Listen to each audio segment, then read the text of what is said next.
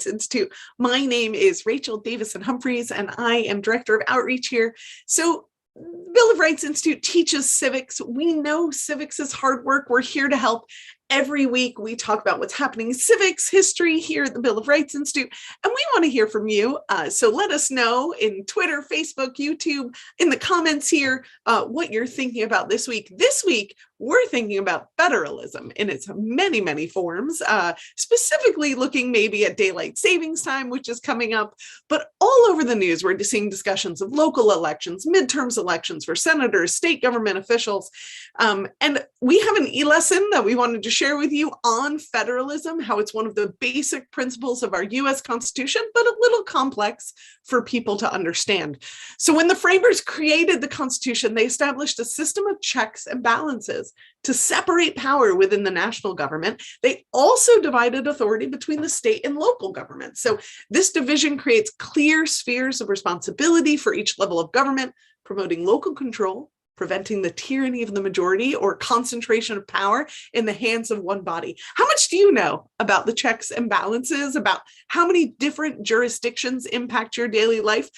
You can explore that, like I said, in our e-lesson or in our other federalism lesson from our resource Documents of Freedom. And in that lesson, it's this very large lesson where you look at constitutional principles of federalism and how they shape government policies, the legacy of slavery and how it relates to the principles of federalism, and to what extent and in what ways the powers and functions of the different levels of government have changed in the 20th and 21st centuries. We also have a fantastic homework help video. It's less than 5 minutes that goes through all of this very quickly. So how has federalism impacted your life? Well, one of the ways that, again, we're thinking about it is daylight savings time. So daylight savings time in the US started on March 14th, and it'll end November 7th. So Ben Franklin proposed something similar, but didn't come into law until 1918, and it was bundled with defining time zones, which is a whole other really fascinating history of conversations and laws, trying to understand what happens when you can move faster than light moves across the earth. It created a lot of challenges for trains and clocks and jurisdictions. But the history of the modern debates around daylight savings time is a fascinating conversation between energy policy interests, Chamber of Commerce, school boards, and a dozen other bodies. Basically, people like doing things in the light in most of the country, Arizona being one of the exceptions. Because it's so hot in Arizona, many people want more hours of dark as opposed to more hours of light. And so often Arizona in these conversations won't be interested in daylight savings time. They are one of the only states that doesn't have a daylight savings time.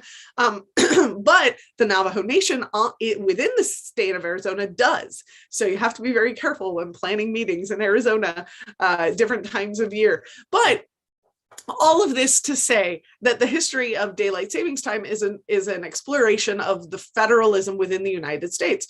The federal government has interests in daylight savings time, but they cannot impose it on the state governments. Different state governments think about it differently and use their power to end their jurisdiction to abide or not abide in different ways. So if you're interested in daylight savings time, I put a couple of links down below for you. And if you're having any thoughts about federalism, we would love to hear them. What checks and balances have you been paying attention to recently? What different jurisdictions are impacting your decision-making? We'd love put your notes, thoughts, comments in the chat, and we want to know what you're talking about. As we continue this great American experiment of self-governance, BRI is here to help you understand and teach our shared principles in history. Almost every week, I'm here on Mondays talking through current opportunities, and citizenship is hard work. We're here to help. Like, comment, subscribe.